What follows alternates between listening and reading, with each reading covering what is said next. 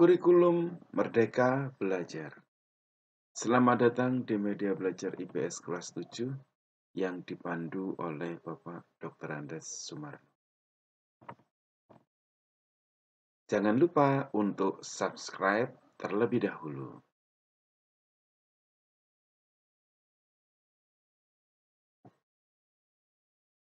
Anak-anakku sekalian, materi kita pada pagi hari ini adalah tema 4 tentang pemberdayaan masyarakat dengan subpokok bahasan pemberdayaan masyarakat. Tujuan dan indikator capaian pembelajaran. Setelah mengikuti pembelajaran ini, peserta didik diharapkan mampu menguraikan masalah dalam kehidupan sosial budaya, mengidentifikasi pemberdayaan masyarakat. Dalam memenuhi kebutuhan, manusia membutuhkan pengorbanan ekonomi berupa uang. Uang merupakan benda yang memiliki satuan hitung dan dapat digunakan sebagai alat pembayaran yang sah untuk melakukan transaksi dan berlaku di suatu wilayah. Untuk mendapatkan uang, manusia melakukan pekerjaan dan setiap pekerjaan memberikan hasil uang atau pendapatan yang beragam.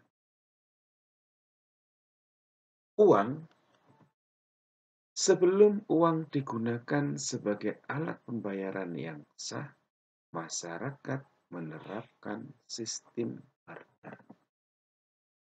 Barter merupakan pertukaran antar barang untuk memenuhi kebutuhan. Namun, seringkali pertukaran barang yang dibutuhkan tidak dapat menemui titik temu karena perbedaan keinginan seseorang terhadap barang yang ditukar dengan barang lain. Selain itu, dalam sistem barter sulit ditentukan nilai untuk standar pertukaran. Berdasarkan permasalahan tersebut, muncullah uang sebagai alat pembayaran yang sah dan dapat diterima secara umum. Di Indonesia, berdasarkan lembaga pembuatnya, uang dibedakan menjadi dua, yaitu uang kartal dan uang kiral. Uang kartal yaitu uang logam dan kertas yang diterbitkan oleh pemerintah.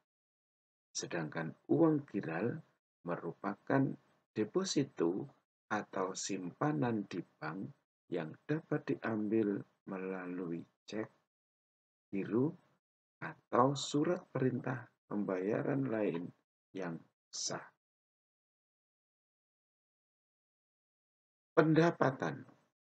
Pendapatan merupakan hasil dalam satuan uang yang diperoleh individu atau perusahaan atas kegiatan yang dilakukan.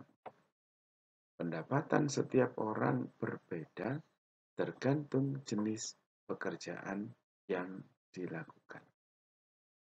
Jumlah pendapatan yang diperoleh tidak menentukan cukup tidaknya pendapatan tersebut untuk memenuhi kebutuhan seseorang.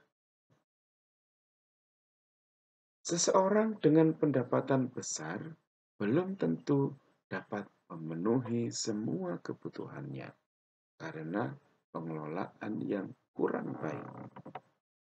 Sebaliknya, pendapatan yang kecil dapat memenuhi kebutuhan seseorang selama mampu mengelolanya dengan baik.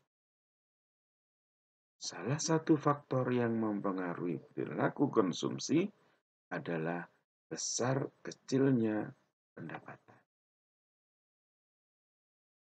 Hubungan antara pendapatan dan perilaku konsumsi ini dikenal sebagai hukum Engel. Hukum Engel menyatakan bahwa semakin kecil pendapatan, semakin besar bagian pendapatan itu ditujukan untuk konsumsi. Begitu pula sebaliknya, semakin besar pendapatan, semakin besar bagian pendapatan itu ditujukan untuk tabungan.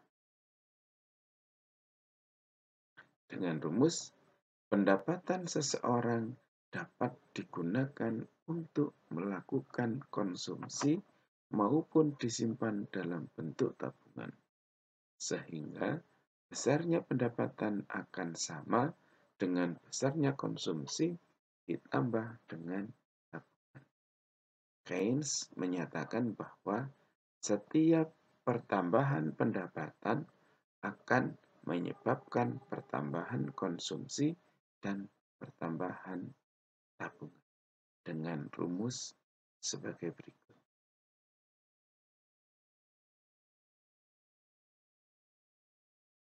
Berarti pertambahan pendapatan sama dengan pertambahan konsumsi ditambah pertambahan tabungan. Tabungan. Tabungan merupakan simpanan yang berasal dari pendapatan berupa uang yang belum atau tidak digunakan untuk keperluan sehari-hari atau kepentingan lain. Saat ini, masyarakat lebih sering menabung di bank. Tren menabung di rumah mulai berganti karena lebih beresiko terhadap pencurian maupun bencana alam. Menabung di bank dipilih karena lebih aman. Terlebih lagi, sudah banyak bank yang terdaftar pada Lembaga Penjaminan Simpanan atau LPS. LPS berfungsi sebagai penjamin keamanan tabungan nasabah hingga 2 miliar. Ada beberapa manfaat seseorang menabung, yaitu melatih gaya hidup hemat, uang tersedia untuk hal mendesak, meminimalkan hutang. Investasi.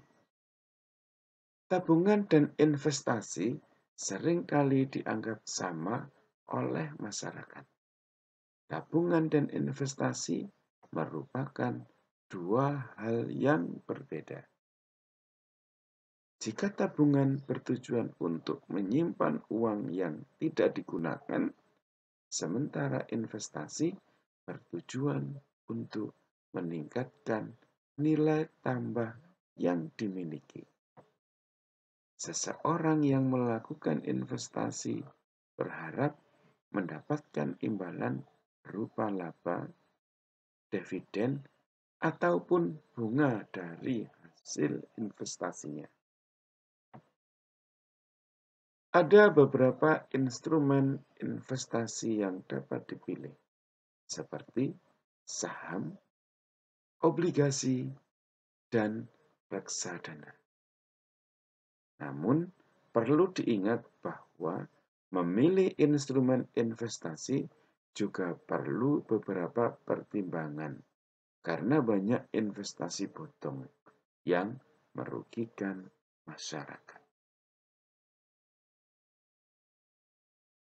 Ada beberapa tawaran investasi yang perlu dihindari oleh masyarakat, yaitu imbalan hasil investasi terlalu tinggi dengan waktu yang singkat. 2.